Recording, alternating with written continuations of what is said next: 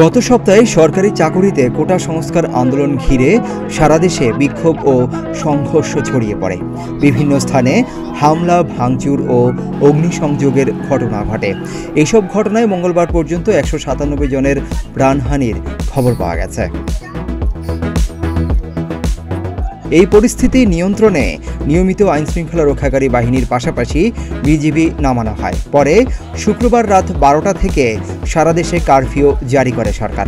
প্রথম দিন 2 ঘন্টা বিরতি দিয়ে কারফিউ চলে, পরদিন 3 ঘন্টা বিরতি দেওয়া হয়। চতুর্থ দিনে ঢাকা, গাজীপুর, নরসিংদী ও নারায়ণগঞ্জে 4 ঘন্টা বিরতি দেওয়া হয়।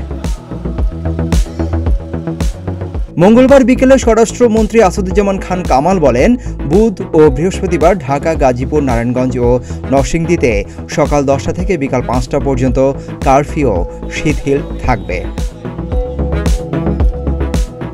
এদিনই জনপ্রশাসন মন্ত্রণালয় থেকে জারি করা প্রজ্ঞাপনে বলা হয়, 24 ও 25 জুলাই সব সরকারি, আধা সরকারি, স্বায়ত্তশাসিত ও বেসরকারি অফিস খোলা থাকবে বেলা 11টা থেকে বেলা 3টা পর্যন্ত।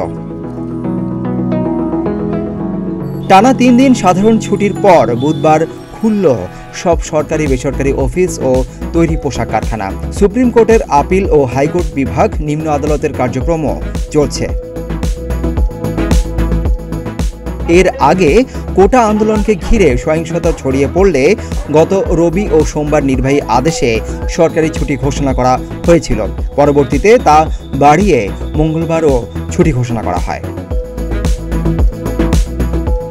এদিকে মঙ্গলবার রাতে পরীক্ষামূলকভাবে সীমিত পরিসরে ইন্টারনেট চালু করেছে সরকার। তবে শিক্ষা প্রতিষ্ঠান খোলার বিষয়ে এখনও সিদ্ধান্ত হয়নি। কোটা সংস্কার আন্দোলন ঘিরে উদ্ভূত পরিস্থিতিতে 16 জুলাই দেশের সব শিক্ষা প্রতিষ্ঠান বন্ধ ঘোষণা করে সরকার।